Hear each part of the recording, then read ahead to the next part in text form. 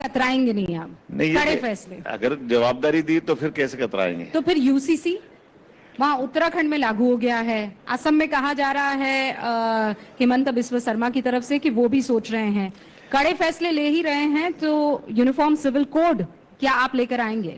मैं फिर दोहराना चाहूंगा, यशस्वी प्रधानमंत्री के नेतृत्व में जो केंद्र सरकार के द्वारा बताया जाएगा, राज्य सरकार अक्षरशः उसका पालन करेगी। लेकिन आपका विचार क्या है? मेरा विचार मोदी जी के साथ चलने का। यूसीसी के फेवर में है आप? मैंने फिर कहा कि जैसे हमारी भारत सरकार चाहेगी निश्चित रूप से हम वो सब करेंगे। आपका पहला इंटरव्यू है सीएम बनने के बाद, लेकिन आप जलेबी अभी भी बड़ी अच्छी बना रहे हैं। नहीं, जलेबी नहीं बना रहा, मैं सीधे बता रहा हूँ।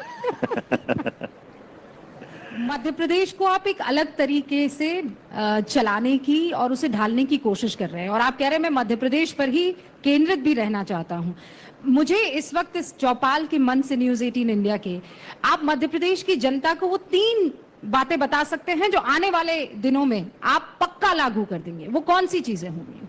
देखिए, कई ऐसे काम है, उदाहरण के लिए मैं आपको तो 3 हाँ मैं आपको बताना चाहूंगा कि मध्य प्रदेश हमारे कई कारणों से मध्य का भी प्रदेश है, जो देश की सारी आबो हवा में हमारे यहाँ कोई बड़ी बाढ़ नहीं आती है, कोई बड़ा तूफान नहीं आता, कोई बड़े समुद्र की हमारे यहाँ दूसरी परेशानियां नहीं है, तो विकास की अपार संभावना है। इसलिए सुशासन के माध्यम से हम हर जिले के अंदर विकास की बयार लाएंगे, जिसको रोजगार परख होगी, रोजगार की बड़े पैमाने पर हमारे यहाँ दरकार है, और हम उस दिशा में आगे बढ़ेंगे।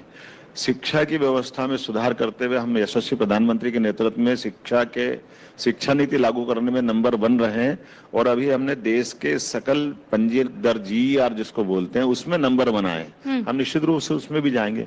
उपलब्ध संसाधनों के आधार पर हमारे जो संसाधन है उनका बेहतर उपयोग करते, जैसे माइनिंग के सेक्टर में हम देश में नंबर बनाए।